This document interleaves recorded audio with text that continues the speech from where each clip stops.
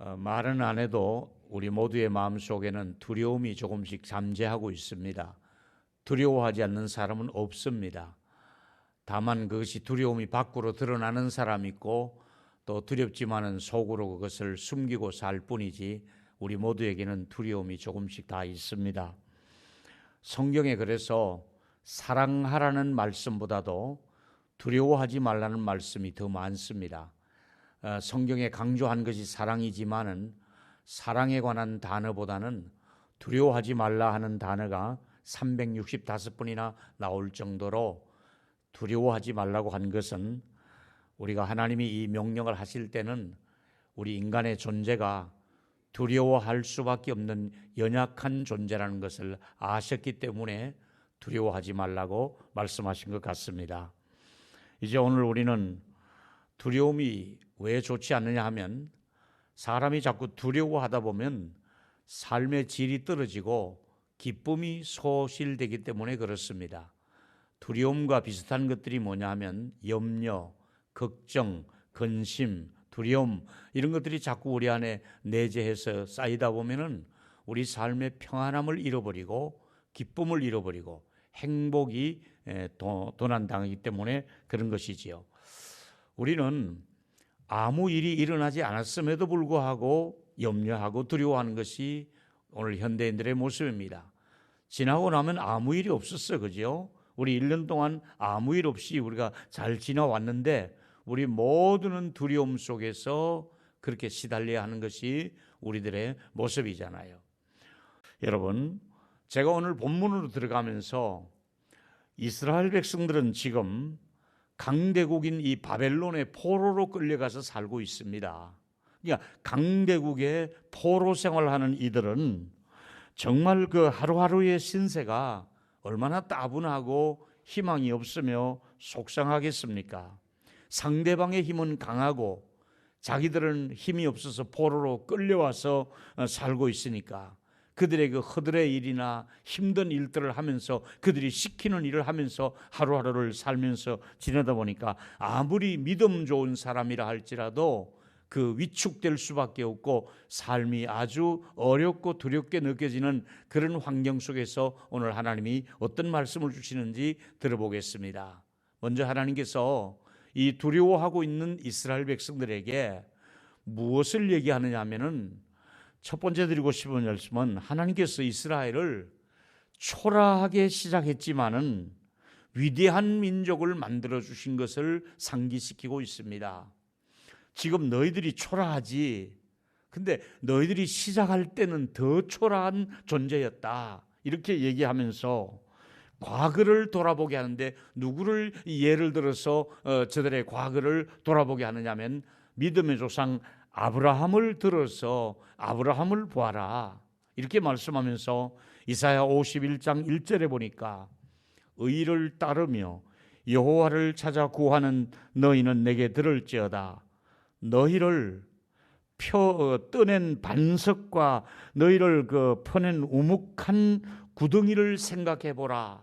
너희들의 존재가 그냥 우묵한 구덩이에 있는 돌 하나를 끄집어내어서 너희 조상으로 만든 것처럼 너희 조상 아브라함은 어떤 사람이냐?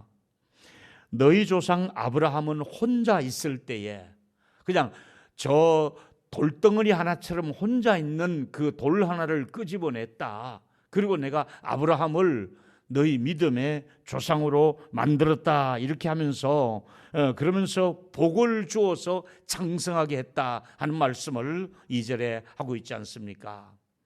이것은 하나의 비유를 들었습니다.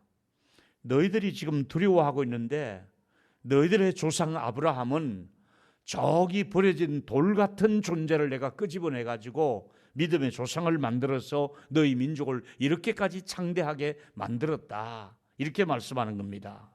그래서 아브라함이 처음부터 열국의 아비가 된 것이 아니라 아브라함은 그 부모님이 우상을 숭배하는 갈대아 우르에 살고 있었고 그의 나이 75세 때에 그를 그 고향을 떠나게 하고 친척 아비집을 떠나게 했던 것이지요. 그런데 그는 정말 임신이 불가능한 그 아내를 데리고 이제 생활하게 되는데 그가 어떻게 이 노인이 열국의 아비가 될 수 있단 말입니까? 그런데 하나님께서는 어떻게 했습니까? 100세에 아들을 낳게 하시고 그 씨로 말미암아 계속해서 번성해 가서 이제 큰 민족을 이루는 믿음의 조상이 되게 하셨지 않습니까? 비록 너희들이 지금 이 나라에 끌려와서 사는 존재지만은 너희들의 존재를 잊지 말아라. 너희들이 아브라함의 후손이라는 것을 잊지 말아라. 지금은 너희들이 포로 생활하고 있지만은 너희 조상 아브라함을 내가 돌 하나를 끄집어내듯이 끄집어내어서 혼자 있을 때 내가 그에게 말씀해서 너가 이 열국의 아비가 될 것을 말씀했고, 그가 100세에도 그의 아들을 주어서 내가 너희 민족을 만들지 않았느냐. 너희 민족 자체가 시작할 때는 초라하게 시작했지만은 열국을 이루지 않았느냐. 이렇게 말씀하시면서 강대국 바벨론의 숫자 앞에 너희들 기죽지 말아라. 저들의 무기나 군사력, 경제력 때문에 저들 앞에 너희들이 위축될 필요가 없다. 이렇게 말씀하시면서 지금 너희들이 포로 생활하고 있지만은 너희들은 자랑스러운 하나님의 백성이요 아브라함의 후손이다. 이렇게 말씀하고 있지 않습니까? 여러분, 잠시 여러분이 어린 시절을 한번 생각해 보십시오.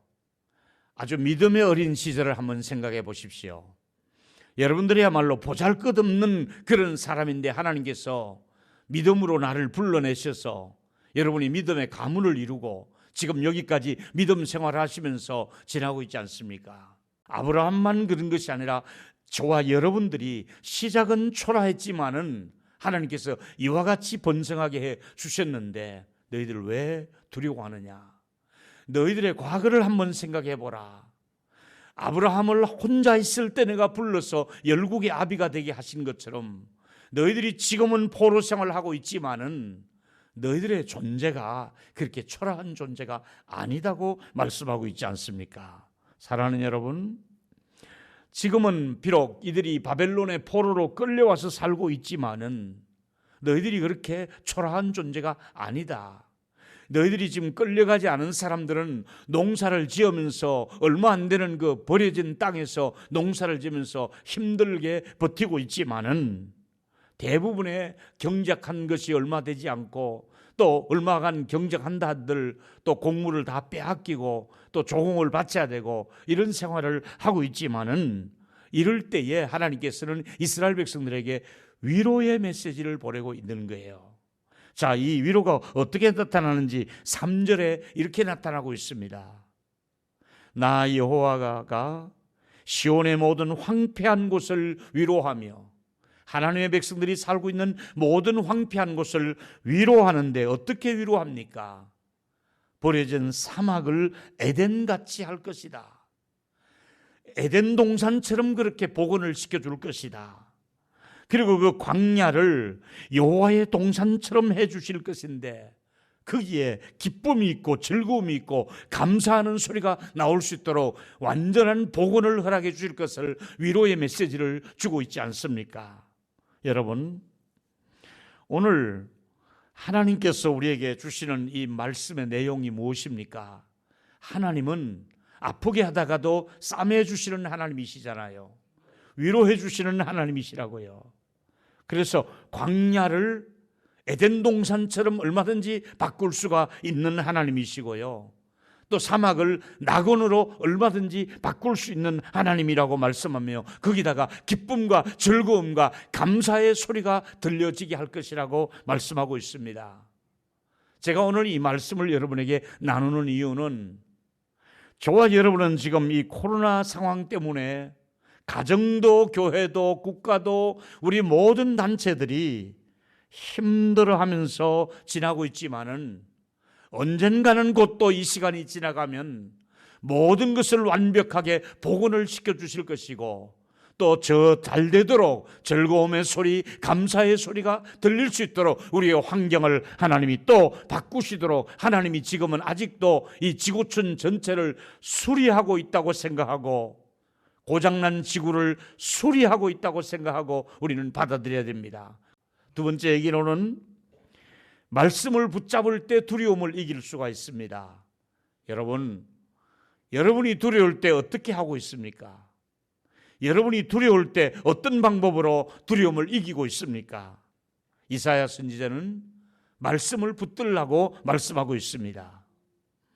힘들고 어려운 노예 생활을 하고 있는 이스라엘 백성들이지만은 너희들은 내 말을 들으라. 내게 귀를 기울여라. 바벨론 사람들의 눈치만 보지 말고 내 말 좀 들으라. 이렇게 말씀하며 말씀 메시지가 4절에 나오고 있습니다. 4절에 보니까 내 백성이여 내게 주의를 하라. 내 나라여 내게 귀를 기울이라. 내 백성, 내 나라의 사람들아, 내 말 좀 들으라. 이렇게 말씀하고 있습니다. 율법이 내게서 나가지 않았느냐? 하나님의 말씀을 들으라고 말씀하고 있습니다. 여러분, 너희들이 누구냐? 내 백성 아니냐? 근데 너희들이 지금 누구의 말을 듣고 있느냐? 내 말을 귀를 기울여라. 하나님의 말씀을 어려울 때일수록 붙들라고 말씀하고 있지 않습니까? 하나님은 시대마다 말씀의 사자를 보냈습니다. 그때마다 하나님께서 말씀을 보내주시는 분이십니다. 자, 51장 7절에 보니까 의를 아는 자들아, 마음에 내 율법이 있는 백성들아, 이미 너희들의 마음속에는 어려서부터 내가 심어놓은 말씀이 있지 않느냐? 마음속에 율법이 있는 백성들아, 너희는 내게 듣고 그들의 비방을 두려워하지 말라. 그들의 비방을 놀라지도 말라. 여러분, 세상 사람들과 우리의 차이가 무엇입니까? 우리는 세상 사람들이 받지 못하는 하나님의 말씀을 이미 복음을 받아들이고 사는 사람들 아닙니까? 말씀이 우리 안에 들어와 있지 않습니까? 근데 그 말씀을 받은 우리들이 계속해서 이 이스라엘 민족들은 강대국 바벨론의 말에만 듣고 위축되게 그렇게 살지 말고 너희들은 내 말을 들으라 이렇게 말씀하고 있지 않습니까? 하나님은 말씀을 주시려고 제사장들과 선지자들과 또 레위인들과 또 사도들과 또 제자들을 통해서 또 오늘날 목회자들을 통해서 우리에게 지금도 계속해서 말씀이 우리에게 임하고 있지 않습니까? 근데 여러분은 말씀을 받고 또 말씀을 가지고 세상에 나가는 보내심을 받은 사람들 아닙니까? 우리가 어려울 때 어떻게 살아야겠습니까? 별일이 없을 때도 말씀과 함께 살아야겠지만은 이 어려운 시기일수록 하나님의 말씀을 붙들고 살라는 것이 오늘 우리에게 주는 메시지입니다. 여러분, 어려울 때 무엇으로 우리가 견딜 힘을 얻어야겠습니까? 하나님의 말씀이 아니고는 나를 더 지탱시킬 힘이 없다는 것을 우리가 너무 잘 알고 있지 않습니까? 말씀이 우리에게 필요하기 때문에 여러분 이제 양자택일을 하셔야 됩니다. 세상 사람들의 말을 듣고 세상 사람들이 비방하는 말을 듣고 계속해서 두려워하며 살겠습니까? 세상에서 들려오는 소리만 듣겠습니까? 너희들은 내 백성 아니냐? 내 말에 귀를 기울여라. 세상의 소리만 듣겠습니까? 하나님의 음성을 듣고 사십니까? 삶이 고단하고 힘들수록 말씀을 묵상하고 그 전보다 성경을 더 읽고 더 기록을 하기도 하고 말씀과 함께 살아가면 우리가 이길 힘은 말씀이 주시는 힘이기 때문에 너희들은 어려울 때일수록 내 말에 귀를 기울이라고 말씀하고 있지 않습니까? 여러분, 누가 복 있는 백성입니까? 율법을 마음에 담고 있는 사람이라고 말씀하고 있잖아요. 시편 1편 1절과 2절에 복 있는 사람은 악인의 길을 쫓지 아니하며 죄인의 길에 서지도 아니하고 오만한 자리에 앉지 아니하고 오직 여호와의 율법을 즐거워하는데 그 말씀을 주야로 묵상하는 자로다. 잠자리에 들면서도 아침에 일어나서 길을 행할 때에도 무엇을 하든지 간에 우리가 하나님의 말씀과 함께 생활할 때에 그 말씀이 주는 힘이 여러분 각자에게 얼마나 여러분을 돈독하게 하나님의 말씀이 여러분을 영적으로 성장하고 세워나가는지 그렇게 우리가 잘 알 수 있지 않습니까? 지금 우리 애들이 처해진 환경은 하나님의 백성들을 함부로 매도하고 함부로 그리스도인들을 대하는 시대가 되고 말았습니다. 정말 우리가 어렵고 힘든 백성들로서 살아가고 있는 것은 사실입니다. 그럼에도 불구하고 우리가 어떻게 살아가야겠습니까? 우리는 예수 그리스도의 군사입니다. 세 번째는 더 중요한 얘기입니다. 시선을 하나님께 고정하면 두려움을 이길 수가 있습니다. 시선을 어디에 두느냐가 중요합니다. 이사야 51장 12절에 보니까 이르되 너희를 위로하는 자 곧 나니라. 너희들을 위로할 자가 나다. 바벨론 사람들이 아니야. 내가 위로할 거야.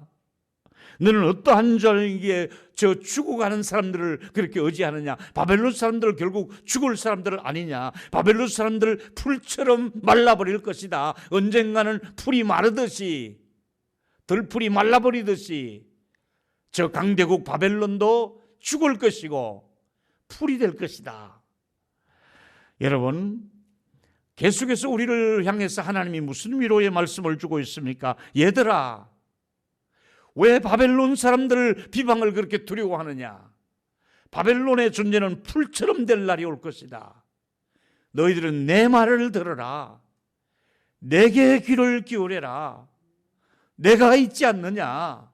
이렇게 말씀하고 있습니다.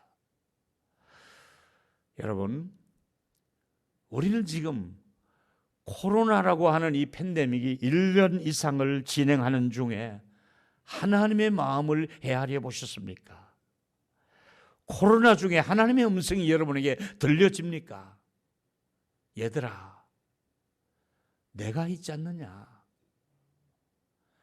내가 있는데 너희들 왜 그렇게 걱정하느냐? 내가 너를 돕고 있지 않느냐?